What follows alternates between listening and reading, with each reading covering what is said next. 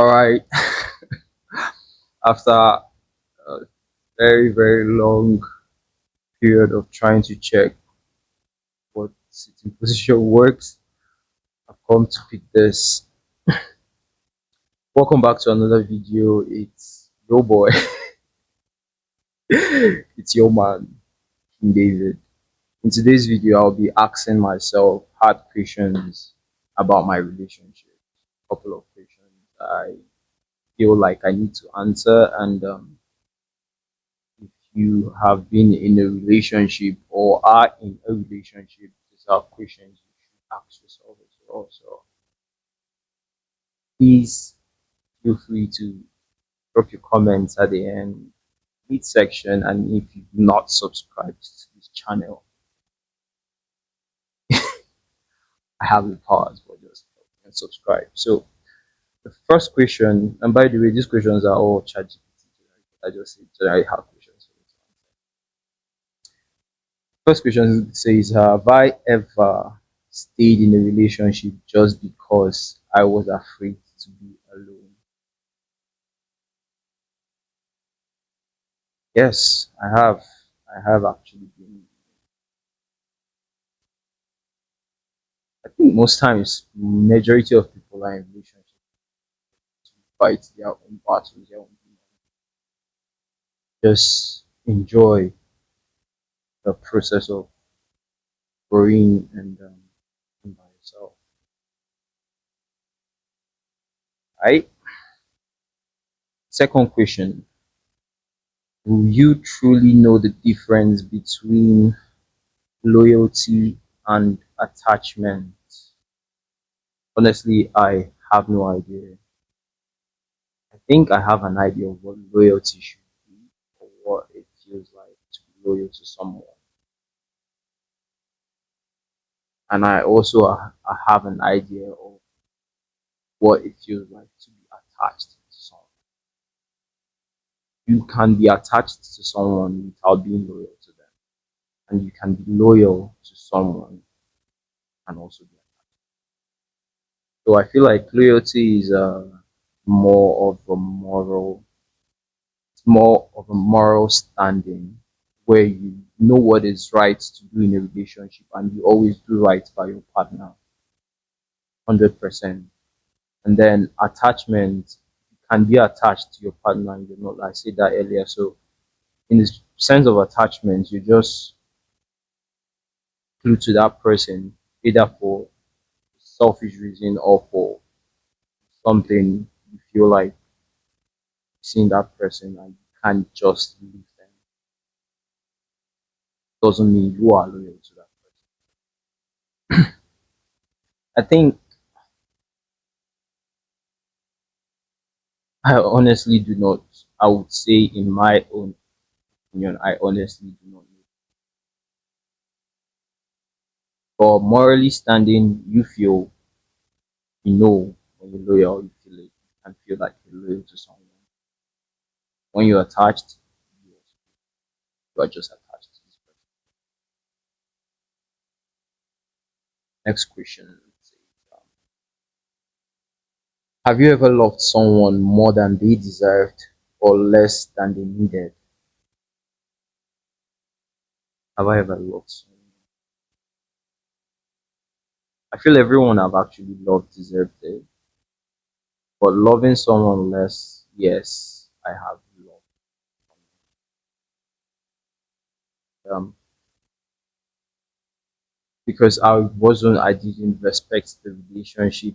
One, um, translated in the sense that it hurts the relationship in a way where I started drawing back the kind of love I gave or the attention I was giving to that relationship. And when you do that, you're just creating room to kill it, whatever feelings or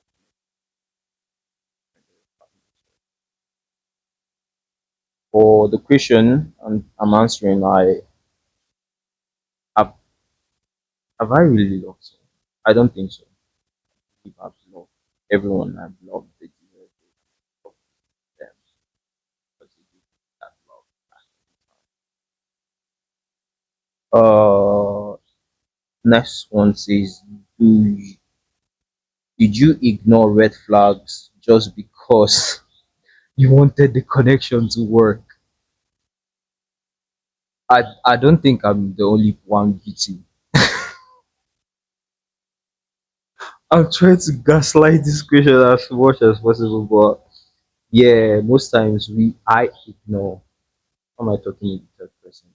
I ignore some toxic traits.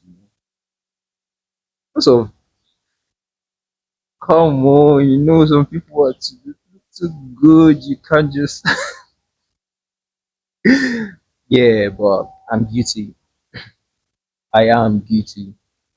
I've ignored red flags, red banner, red wrapper, however you want to put it. I've ignored it just for the connection. You know what they say? Once you allow whatever you tolerate lingers. So once you allow such at first, it won't take long for you to you know get fed up or start feeling the heat. But you go and learn, and hopefully you don't learn the hard way. So always watch out for red flags. Have you ever expected someone to give you what you weren't willing to give them? Hey, God. Yes, yes, I have. Of course, but it's not good. Trust me, selfish love, it's not good. You always need to have this sacrificial kind of love, you get me? In the sense that both parties, no one feels left out or no one feels that they are doing so much. For their partner. Some people don't care though, but understanding relationship is always have that, you know, sacrificial mindset. Never be selfish. Never ever be selfish. Um, to answer that well.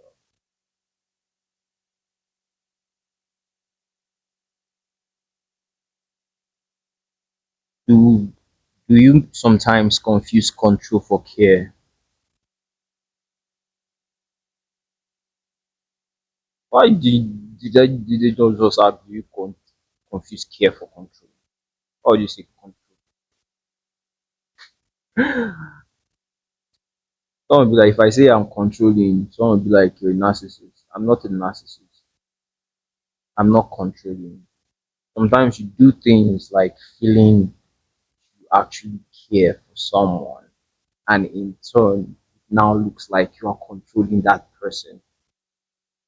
But you're doing it from a place of love. You get me? It's all love. Why do I want to gaslight each and every question? These questions, they just tell what for me.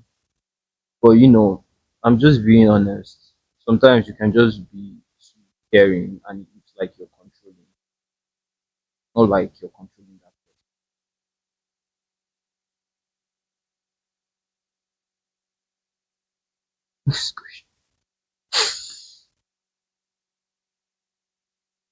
Yeah, yeah. Have you ever kept someone around just because they were familiar, not because you valued them? Hmm.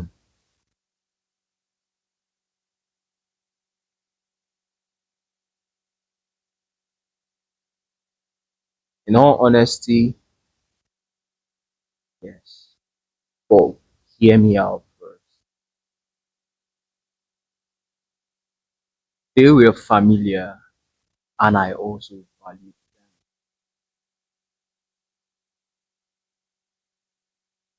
Am I point?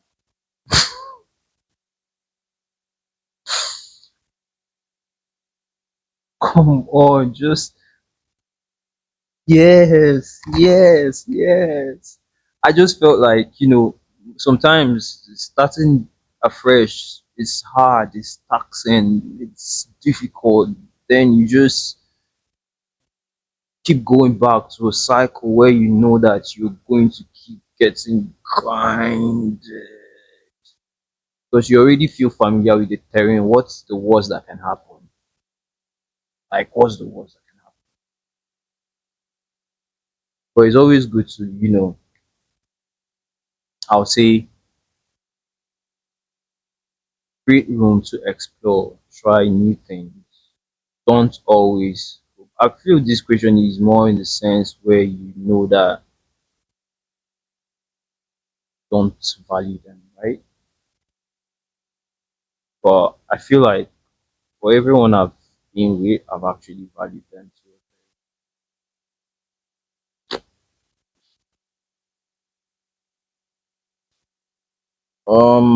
Next one. Do you communicate how you feel, or do you expect people to just figure it out? Common sense. Common sense is not common. You can figure it out. If you're not dumb, you're not expected to date a dumb person because a whole lot of you guys date dumb people. Figure it out. Read my face. Of course, you can see I'm not feeling good.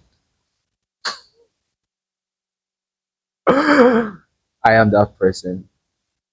Sometimes you just expect people to figure things out. You don't always have to say what you're feeling for them to read that you are feeling that way. Am I a bad person? Is that toxic?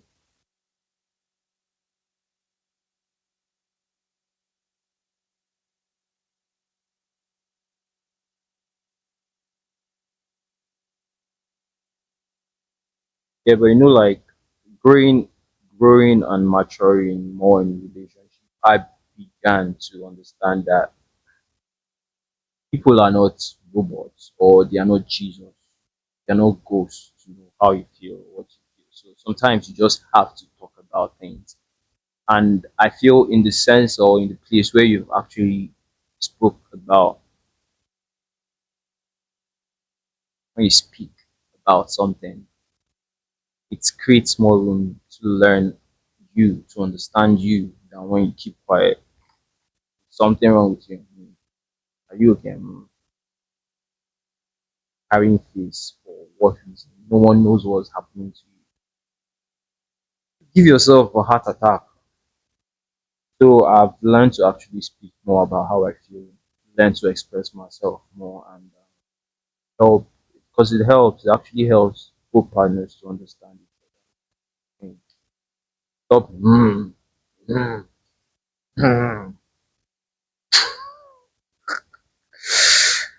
All right. The next one says, have you ever chosen peace over honesty and called it maturity? Yes, I have in the past, but right now I can't do that. I'm blunt. I'm honest. When I say I'm honest, I am apt honest. I will tell you as it is. I will speak to you. So. But yeah, in the past, I've actually like ignored things that you should have honest conversations about that would avoid future underlining situations. Because when you start patching problems and pampering issues, you're not really solving them or taking care of it, but you're creating room for it to escalate into a cancer. And when a problem becomes a cancer, it is harder to get rid of because it keeps coming back, it keeps reoccurring. And what one thing about cancer, it kills you. You might survive it, but it's not good. So when you need to have honest conversations, it's always good. Go head on, regardless, but then know how to be emotionally intelligent to communicate. That's it, right?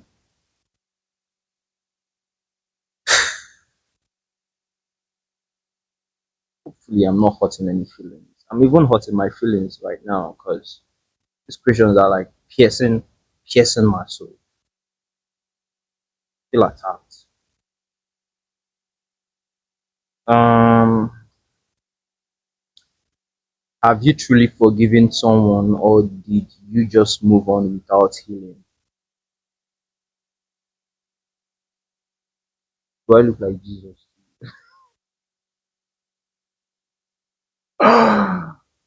Oh my God. It's hard. When you talk about healing, it's hard. I have forgiven. I do forgive, but I believe to heal is a continuous process. You keep healing because, yeah, you just keep growing to a point where you feel like, okay, I've gotten to a stage where I'm healed. There's such thing healed. But for everyone who has been broken hearted, faced the relationship, some hardships or some hard, I'm I'm talking from a place of experience, both ways. You know, you've broken some hearts and you've gotten your heart broken as well. So it's not easy. But if I've forgiven, I have forgiven. But I don't just want to associate myself in a space or in a phase where it's kind of negative. You get, you guys are no longer together, and you don't want to associate yourself with um, vibes that you know you can't deal with. I'm a big preacher of positivity, so I always like to see guard my space. Yeah, I don't like nothing to affect my vibe. But if it's somewhere or someone who I can actually still have conversations with, talk to, relate with, and both of you are healed, yeah, definitely vibe 100%. But when you know that this person is a ticking time bomb, you gotta deep, so you don't hurt yourself even further. I think it's going good so far, right? Right? The next one says, have you ever made someone feel small just so you could feel in control? Nope, never, ever, ever. No. One, I say I'm a big advocate of never look down on anyone. Nobody. Don't then when it now comes to your partner trying to control them. No, you don't love that person. You just you're just a bulldog. I can't even I don't want to answer that. You already know. Don't do that to people. Don't do that to people. Are you more afraid of confrontation or of being misunderstood? I think both. I don't like confrontation and I don't like being misunderstood. So when you come, I was about to say when you come correct, but they're your partner, they're your friends. So I like matured confrontation where you talk things out. You get, but when I put it to you, I put it to you. And in the sense of being misunderstood, I think a lot of times, like many times, you get misunderstood in relationship. It takes the grace of God and a very high level of maturity for you and your partner to get to understand. And when you find that person who understands you, I think I'll have to put the marriage, put a ring on it. They don't come by easy.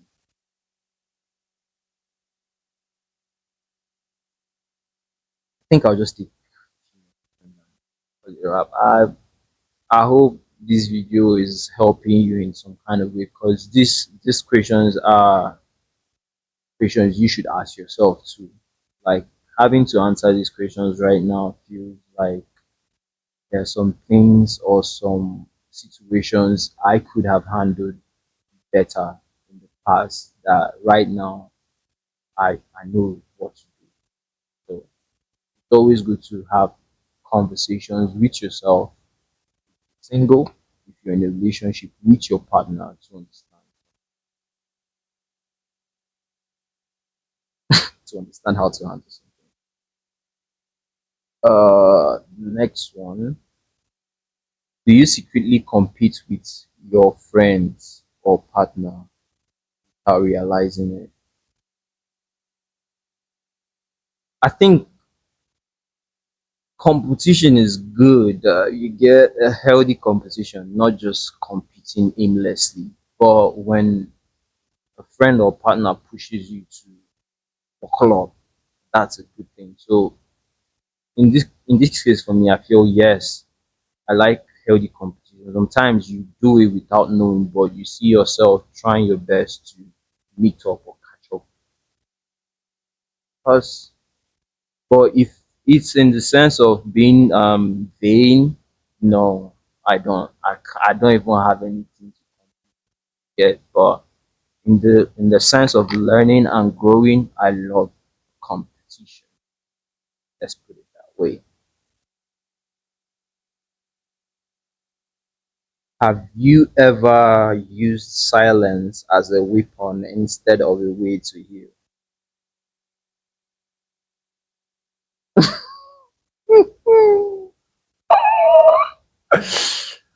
Evil laugh. Oh my god.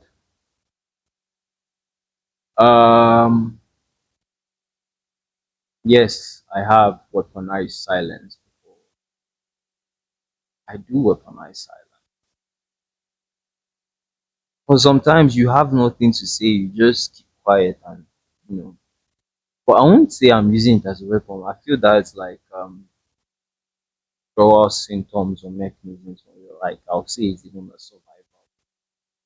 Best way for me to survive is to keep silent in a situation so that I don't end up putting myself in more problem. So I get to it. So I won't call it a weapon. I'll say it's a way to kill. I'll actually say it's a way to kill. It's not a weapon. And the last question. Am I emotionally available or just present?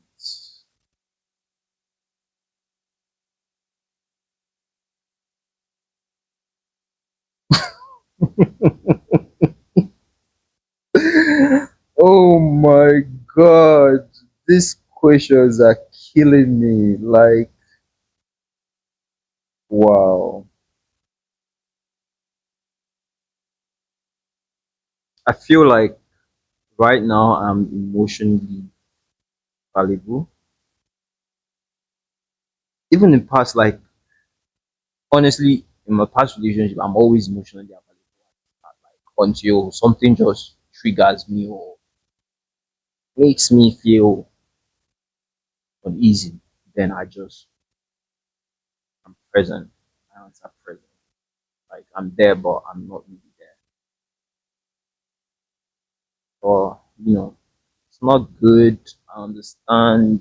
You need to grow. You need to sure become better for yourself and for your partner otherwise. So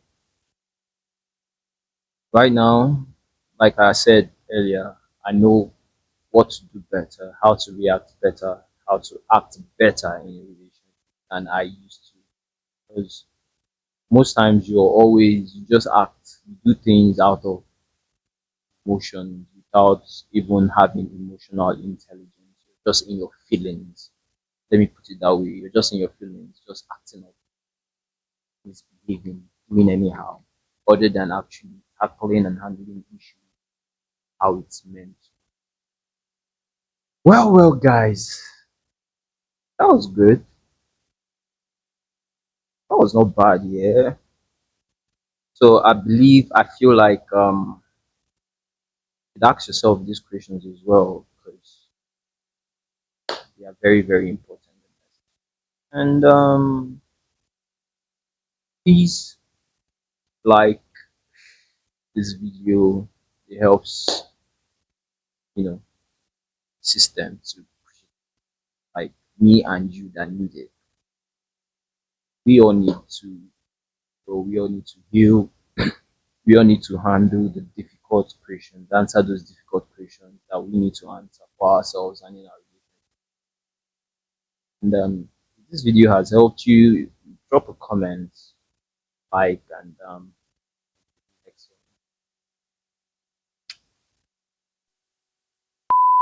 oh,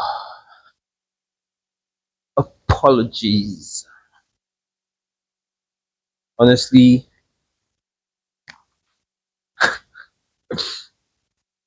I hope I feel this far, but I actually was talking for over 10 minutes without knowing I was ready to start. But then my storage got occupied. Now I have to answer myself. Anyways, back to the video. Please respect yourself.